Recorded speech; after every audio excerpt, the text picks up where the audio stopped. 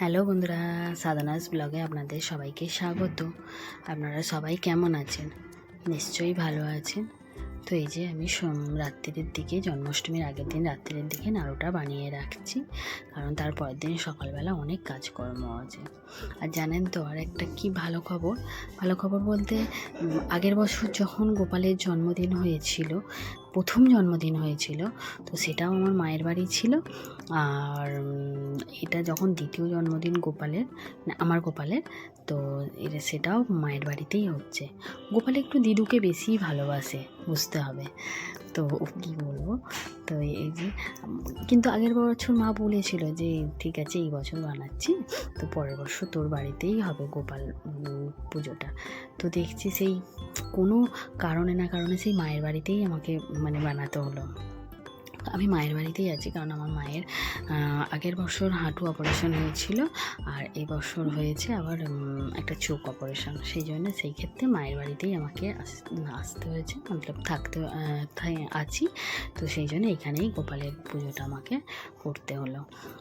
তো চলুন, এই যে রাত্রিরে নাড়ুটা আমি বানিয়ে রেখেছি, আর ওদিকে সকালবেলা উঠে স্নান করে বাড়ির কাজকর্ম সেরে মাকে একটু চা করে দিয়ে স্নান করে আমি কী বলবো, আনাজগুলো কেটে নিয়েছি, গোপালের জন্য সব কিছু জোগাড় করে রেখে দিয়েছি। আর ওদিকে কাবলি ছোলাটা বসিয়ে দিয়েছিলাম, আর বেগুনটা ভেজে টমেটোর চাটনিটা বসিয়ে দিয়ে, আর এদিকে আমি গোপালের জন্য ময়দা মাখতে চলে এসেছি। আর একটা কী কথা, মায়ের সাথে কথা বলতে বলতে আমি ময়দা মাখতে আর তেল ময়ান দিতেই ভুলে গেছি, লুচির ময়ানটা দিতেই ভুলে গেছি।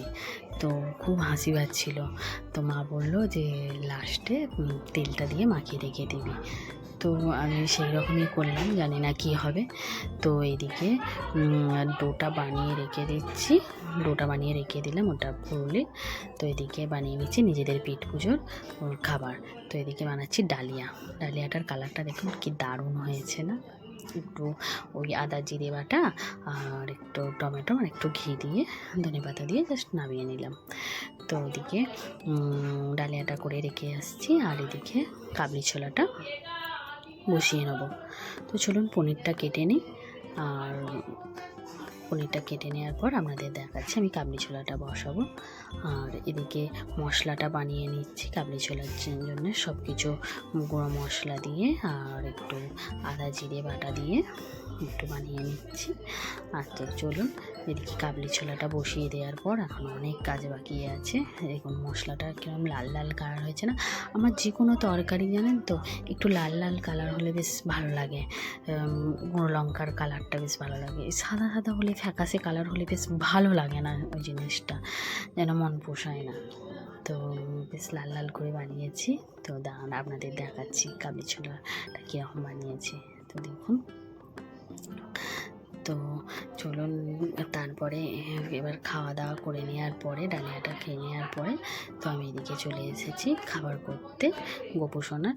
তো ওদিকে লুচিটা কী হয়েছিল জানেন, লুচিটার ময়ান দেওয়া হয়েছিল না, আর লাস্টে তেল মাখিয়ে রেখে দিয়েছিলাম, আর এত নরম হয়ে গেছিলো, পুরো একদম কী বলবো নেতিয়ে গেছিল আর ন্যাদ করছিল, সে কী বলবো তোলাই যাচ্ছিল না বেলে। তো যাই করে আমি তুলে কোনো রকমে লুচিটা করলাম, আর এদিকে তালপুরিটা বানিয়ে নিচ্ছি। তো ওইদিকে তালপুরিটা বানানো হয়ে গেলেই, ওদিকে ভাজাভুজি হয়ে গেছে, তালপুরিটা বানানো হয়ে গেলে তো এদিকে গোপালের এই যে আলপনাটা কিন্তু আমার মেয়ে দিয়েছে। তো এদিকে গোপালের আমি সব কিছু জোগাড় করে নিয়েছি, এদিকে সব কিছু সাজিয়ে নিয়েছি। আর এদিকে যে কেক আর এই বিস্কিটের আর প্লেটটা, ওটা আমার মেয়ে সাজিয়েছে। বলছে মা বলবে যে আমি গপু ভাইয়ের জন্য এইগুলো সাজিয়েছি, তুমি বলবে তোমার বন্ধু। জানি ঠিক আছে। তো এদিকে গোপালকে একটু পরিষ্কার করে নিচ্ছি, রোজেরই পরিষ্কার করা হয়, তবু আজকের দিনে একটা জন্মদিন বলে কথা, সেই জন্যে নতুন জামা পরিয়ে নিয়েছি। আর এদিকে এই যে ফুলের মালাটা দিয়ে নিয়েছি, আর মোটকটা পরিয়ে দেবো, ফুলের মোটকটা পরিয়ে দেবো। তো পরিয়ে দিচ্ছি, কি দারুণ দেখতে হয়েছে না ফুলের মোটকটা? আমার তো বেশ ভালো লাগছে। আপনারা একটু কমেন্টে বলবেন আমার গপুকে কেমন লাগছে আর কেমন সাজিয়েছি, ভালো লাগছে কি, আপনারা একটু কমেন্টে বলবেন। তো চলুন, এদিকে গোপালের জন্য সব কিছু প্লেট রেডি করে নিয়েছি। সবই দেখতে পাচ্ছেন। তো এই যে গোপালের পুজোটা আমি সেরে নিই।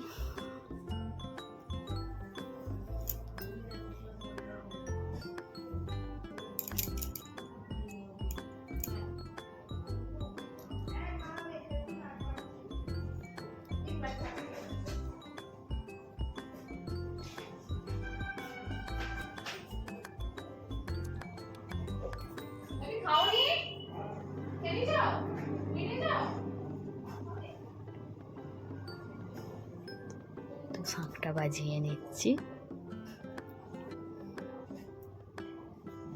তো গোপালের ঠাকুমা, দাদু সবাই চলে এসেছে, তো ওরা বসে আছে।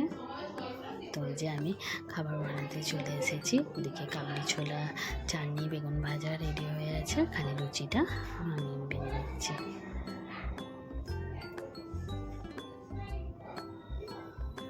তো চলুন, যাই হোক প্লেটটা রেডি করে নিয়েছি, আমি দিয়ে আসি। তো যাই হোক, কেমন লাগলো ব্লগটা আমাকে জানাবেন।